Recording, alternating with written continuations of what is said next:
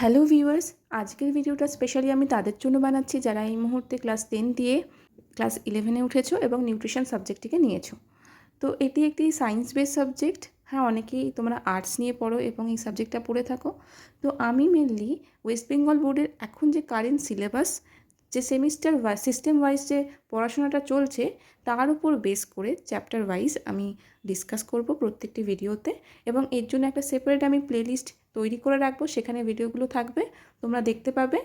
আর আমি যতটা সম্ভব সোজাভাবে এক্সপ্লেন করব, এবং এই বইগুলো পড়বার জন্য মানে সাবজেক্ট পড়ার জন্য মার্কেটে অনেকগুলো বই অ্যাভেলেবেল, আমি নাম মেনশন করছি না, সেই বইগুলো পারচেস করে নেবে। আজকের ভিডিওতে আমি ক্লাস 11-এ সেমিস্টার 1-এর যে সিলেবাস আছে সেটা ডিসকাস করব। তো ফার্স্ট যে চ্যাপ্টারটা আছে ইউনিট 1, সেটা হচ্ছে introduction to food nutrition and health. এখানে খাবারের ডেফিনেশন মানে খাদ্য কাকে বলে, তার শ্রেণীবিভাগ এবং তার উৎস কত রকমের হতে পারে, এবং তার সাথে খাদ্যের তাপমূল্য বা কিলো ক্যালোরি কী জিনিস, এবং প্রমাণ খাদ্য কাকে বলে মানে ব্যালেন্সড ডায়েট কাকে বলে, এবং তার সাথে পুষ্টির সংজ্ঞা, পুষ্টির ধারণা, আমাদের পুষ্টির সাথে খাদ্যের কী সম্পর্ক এবং পুষ্টির সাথে স্বাস্থ্যের কী সম্পর্ক, এসব ব্যাপারে আলোচনা করা আছে। পরবর্তী সাব ইউনিটে concept of health in relation to nutrition, এখানে স্বাস্থ্যের সংজ্ঞা, স্বাস্থ্য কয় প্রকার এবং অসমপুষ্টি, অপপুষ্টি এবং অপুষ্টি, এই 3 রকম ক্লাসিফিকেশন সম্পর্কে বলা হয়েছে, এবং এটার কারণ এবং কিভাবে এটা প্রতিকার করা যায় এই সম্পর্কে বলা আছে। মান নির্ণয় কী করে করা যায় এবং তার যে পদ্ধতিগুলো আছে anthropometric, biochemical, clinical and diet survey, এ সম্পর্কে বিস্তারিতভাবে আলোচনা করা হয়েছে, এবং শিশুর যে বিকাশ চিত্র বা গ্রোথ চার্ট সেটা কিভাবে প্লট করা হয় বা তার যে সিগনিফিকেন্স সে সম্পর্কে আলোচনা করা হয়েছে। যে ইউনিটটা আছে সেখানে ম্যাক্রোমলিকিউল, প্রধান উপাদান হিসেবে কার্বোহাইড্রেট এবং তার ব্যাপারে একটা পুরো চ্যাপ্টার আছে।